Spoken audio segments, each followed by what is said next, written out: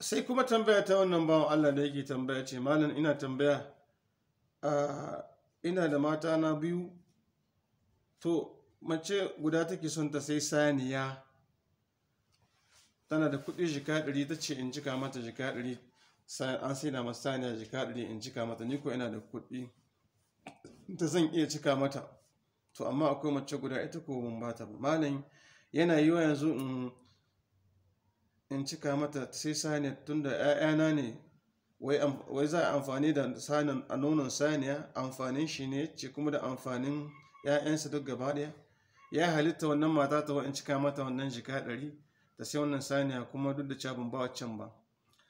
Amsa shi ne baya halitta mutum ya fifita wata mata akan wata mata daga cikin matansa, yana sabbaba mishi fitina a cikin gidansa na farko, kuma yana jawo mishi ainihin wato hushin Allah, saboda zai zama marasa adalci. Rashin adalci tsakanin wato matanka ya kai uwa musulmi amana ce gare ka su duka, kowace ka karɓo ta ne, ka rabota da iyayenta a matsayin amana, za ka kiyaye mata amanata a wajenka duka, wato matanka ne. Duk abin da za ka ba wata to ka tabbatar da ka ba wata, ko da bukata ta taso ta wata ka yi mata, to kasancewa kana nan kana tuna da cewa ita ma waccan kana jiran ran da ainihin ta bukata za ta taso ta kama ta bukata ka biya san mata. In bi ma'ana in yau kayan wannan alkhairi ta roƙe wani abu ka bata, to ka tabbatar da cewa a ranka kasa cewa ita ma wannan wataran insha Allah za ta buƙaci wani abu, ita ma za ni mata. Ka ɗauka a haka rayuwarka, karka zama mai karkatacce, mai karkace ɓangaren wata mata ka bar wata mata. In ka yi haka za ka haɗuwa da masiba da azaba, Allah shi kiyaye. Don haka baya dacewa mutum ya fifita wata mata daga cikin matansa. Annabi sallallahu alaihi wasallam yana cewa wala tamilu kullal mayl fatadharuha kal mu'allaqa, kar ku karkace dukkanin karkacewa ka koma wajen mace wadda ka tsananin su, ka bar wannan wanda kake dan su, wadda dan santa kake, amma wacce da kake bala'in su, duk komai naka ka karkata zuwa gare ta, komai ita mata kake, duk abun da ta ce kaza ka yi mata, da ta ce kawo kaza ka bada. Amma ita wannan bayar Allah idan ta tambaye ta bukata, ai ta ja mata rai, kai ta mata ɗauka, kai ta sha mata aji, kuma kafin ka bata inda walakantar suwa da fada da cin mutunci da ɗaura huska cikin, amma waccan kana mai bata abun da ta roƙa da fara'a da murna da dariya. Kar kai haka, wannan rashin adalci. Ya mu maza mu yi tsoron Allah subhanahu wa ta'ala. Matan nan namu gaba ɗaya amana ce gare mu, wallahi amana ce, kuma sai Allah tambaye mu wannan amanar. Wallahi ko da za ka kyautata wata mata ta ka aboye, ba hujja bane a ce wai ɗaya daga cikin matanka idan tana kyautata maka rika yi mata alheri, ka bar wannan wadda ba ta yi kyautata maka. A'a, wannan rashin adalci ne. A'a, ka saka mata da irin abu da take maka. Amma wajen kyauta, in ka san za ka kyauta wadda za ka yi ba wannan wani alheri wadda take kyautata ma ita, waccan ma ita ma ko da ba ta kyautata ma ba ta, ai wa'azi kake mata, nasiha kake mata. A ina ne za ka rama? In kana son karama ba a nan ba wajen abu na shayi abincinsu ba ko sitira ba ka so wata waccan da take kyautata ma, ka so mata wani abun da take so, ita ko wannan ka so mata saboda ba ta kyautata ma. Rashin adalci ne wannan rashin adalci ne. Inda za ka kama ta karama lokacin da take buƙatar ta hita ta tai gari, ko ta tai gidansu, ta tai unguwa, ko wurin biki, ko wani barka biki, ko ainihin barka abun nan aure, ka ce ba za a je ba. A kan me nace ba za a je ba? Ashe haƙƙi, ai duka haƙƙi ne. Yanda nake da haƙƙi a kanki, ina ce yi kaza ba za ki ba, bari kaza ba za ki bari ba, ni ma yanzu kin neme ni in baki izinin ki ta yi gari, ba zan baki izini ba. Ni ma ina da haƙƙi a kimin da'a, kimin biya, ki saurara min. Sai ta ga waccan ta nema nan take tana son a yi mata izini ta je gari, ta je unguwa, sai ce je ka. Wannan zai sa ta dawo cikin taitinta, kuma ka gaya mata abin da addalili, kakka ɓoye. Wannan da ke da ita ba ɗaya ba ne. Duk abin da na umarce ta aikatawa tana aikatawa, na barin tana bari, ke kuma na barin ba ke bari ba, sannan kuma na aikatawa haƙƙina ba ke aikata ba. Wani shine nake saka miki aljaza'u min jinsil amal. Dole ta shiga taitayinta, a ƙaddara sai ta ce za ta yi yaji ta gidansu, ta yi tashi, yawwa da ta yi gidansu bi ta, ka je kai musu bayani dalla zan ba ku labarin wancan abin da addali da kunji saboda haka ku yi mata nasiha ga ta gyara zamantakewa ta tsakanina da ita. kun ji irin yadda take mai, ni ko na saka mata da irin take mai, amma game da abincinta da abin shanta da sutura ta komai ban tauye mata, yadda nake ma abu ke zamanta haka nake mata. Amma wannan fanni fa in ba ta gyara ba har kullum niko ba za ta taɓa rirma nema na hita da yi mata izini ba zan mai ta izini ba, da irin abubuwan da ya kama da wannan. Kaga wannan shine sai ya zama kara ma sakamakon irin abun da take maka, amma abin da haƙƙinta ba ta haƙƙinta.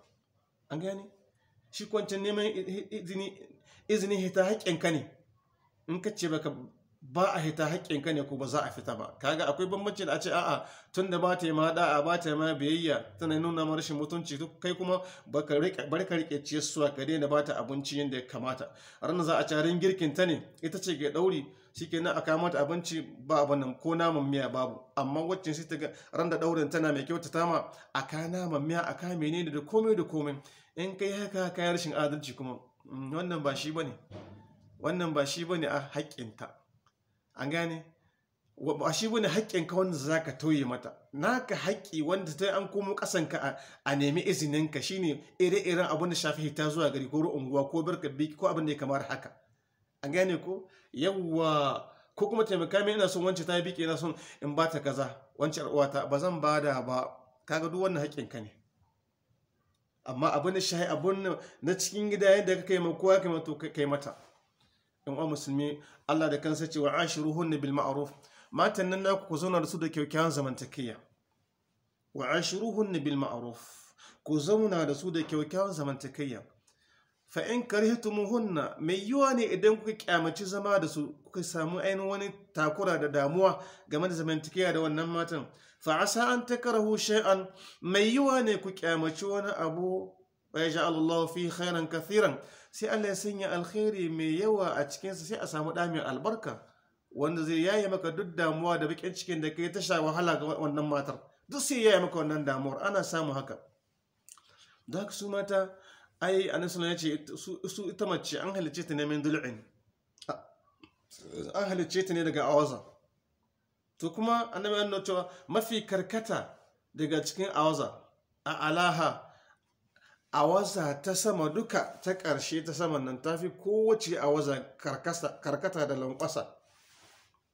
Kaga ce in zahabta tuqimuha, in ka ce dole sai ka ainihin tayar da karkatar wannan awaza ta tashi ta miƙe sol,